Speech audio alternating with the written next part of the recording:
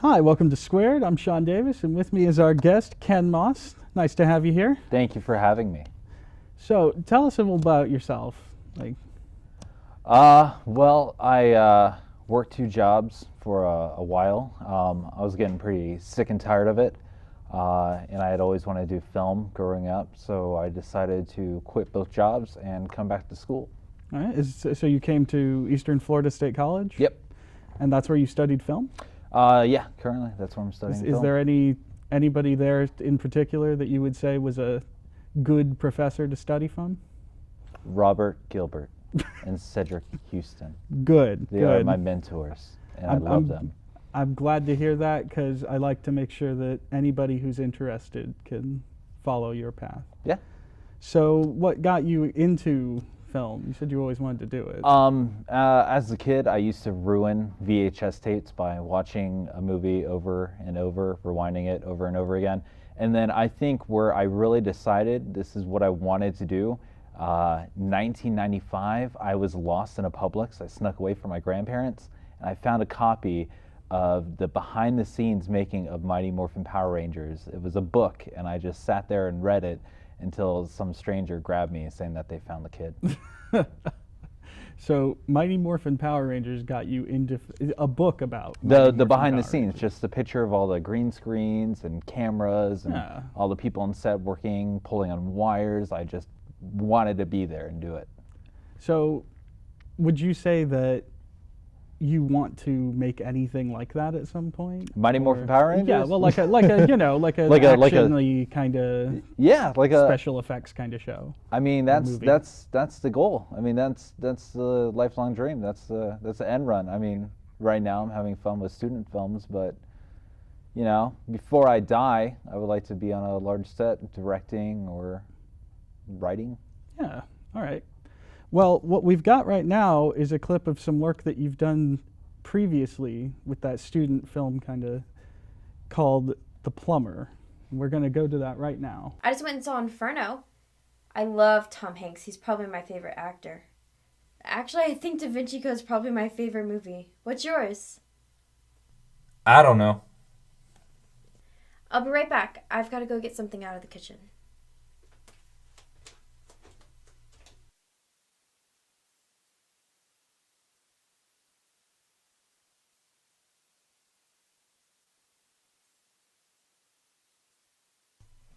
Do you at least know your favorite genre?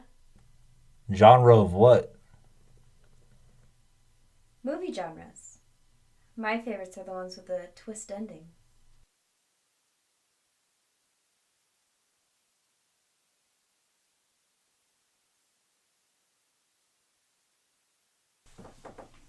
Don't you like a good plot twist? So, what inspired you to kind of make this short film?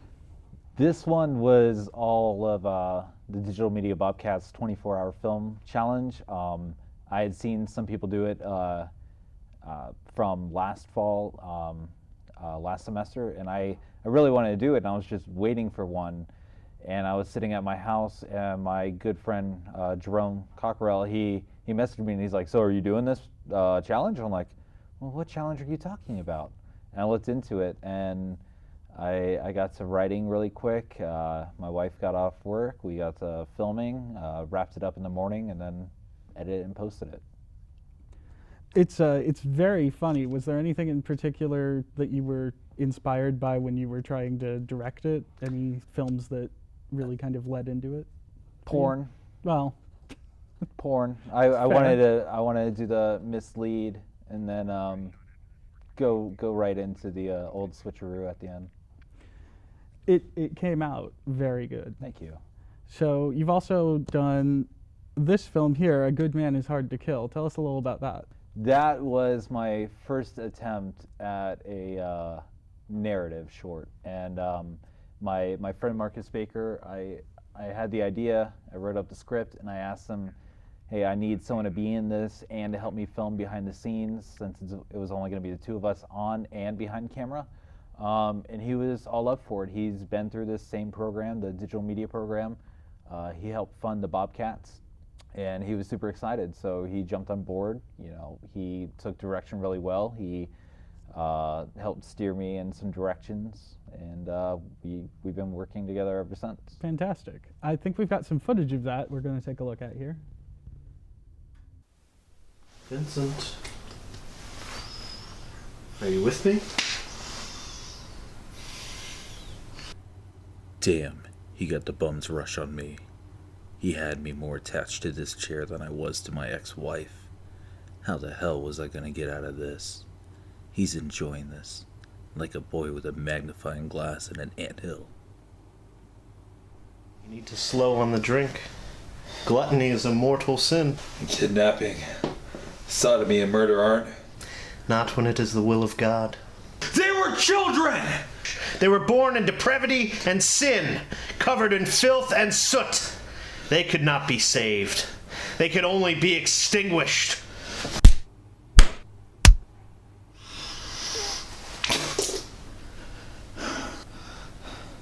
I will kill you. No, my son, you will not.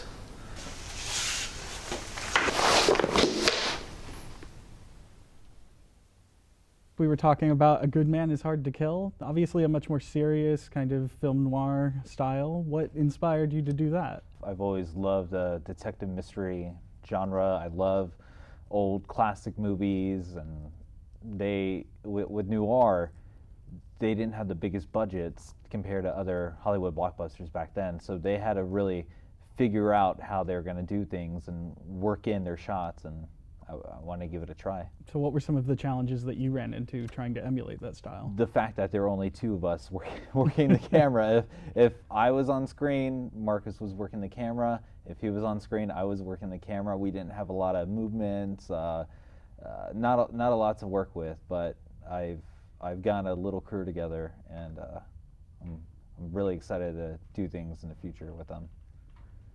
So who have you got for your crew? Anybody that you're... Marcus Baker, who I've already said has gone through the program. Jerome Cockrell, who is currently going through the program. He's my production assistant, and he's going to be helping out with some grip work next week.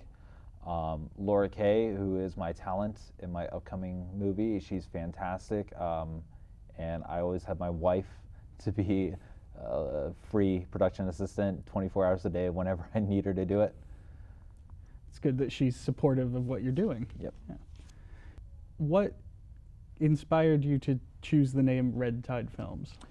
Back when I moved out of my parents' house in 2007, we moved straight to Cocoa Beach, and the first month there was this really bad red tide, and I was trying to come up with a Xbox handle.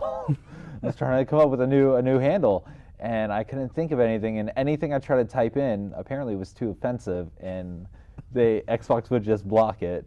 So I went outside and I was thinking, and I just got hit with all this red tide, and I've used it in everything I've made or done ever since. And now with Redtide, you're working on a new film you mentioned already called Unmoored? Yes. So what's that about?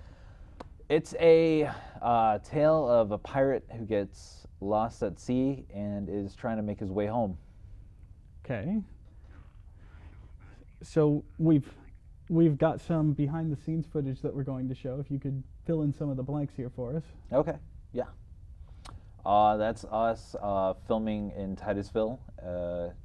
I believe it's Titusville Rotary Park, which I would like to thank Parks and Rec for giving me permission to film out there.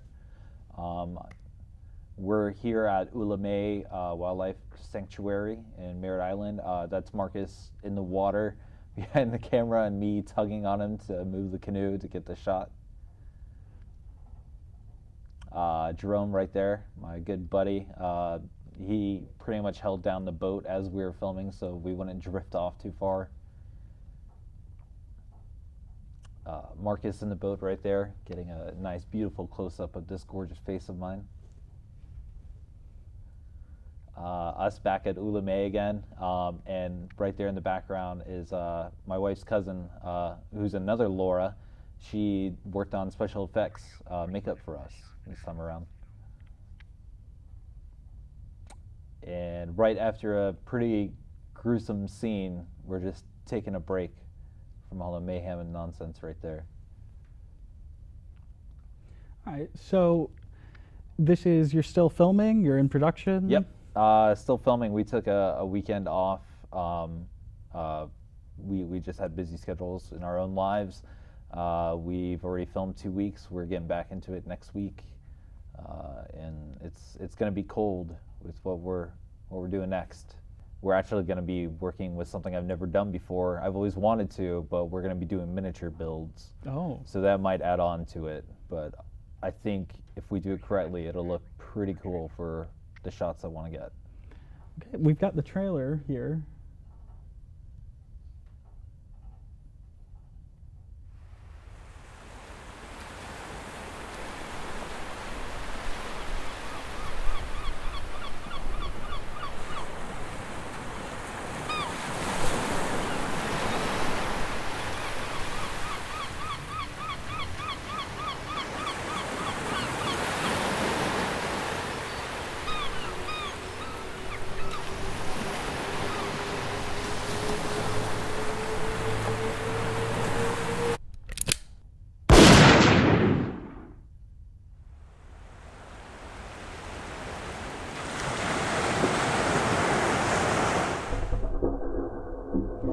So once it's done, where can we go to see Unmoored? Redtide Films on Facebook, Redtide Films on YouTube. I'll be posting it on my personal page, Ken Moss at Facebook. And I will be showing it at the IDEF as long as Robert Gilbert allows me to show it at IDEF. But it'll be at IDEF next year for sure. Great. All right. So is there any one thing about it that you're the most excited to be doing? About this project, I want to get it in the can, and I want to get it edited. I have original music that people have recorded for me that I can't wait to put on film to show them, to show other people their musical talents. I have people playing guitar. I have people singing for me, and those are all original recordings that I just can't wait to get out there as well. Fantastic. Obviously there's a very pirate-heavy theme, but was there any one thing that specifically inspired you to do a pirate movie? It just seemed like the right direction for this story to have a man floating in the middle of the ocean with no hope whatsoever. Well, thank you for being our guest today. Thanks for having me. Is there any other upcoming projects that you've got in mind that you want to plug? Or I've got a few. They're still a little ways off. So I will post those when I can on Redtide Films Facebook, Redtide Films YouTube. Go check it out, like the page, share it, whatever you want to do. All right, looking forward to it. Thanks, man. Appreciate That's all the time we've got for today. Thank you. Once again, Ken Moss from Redtide Films.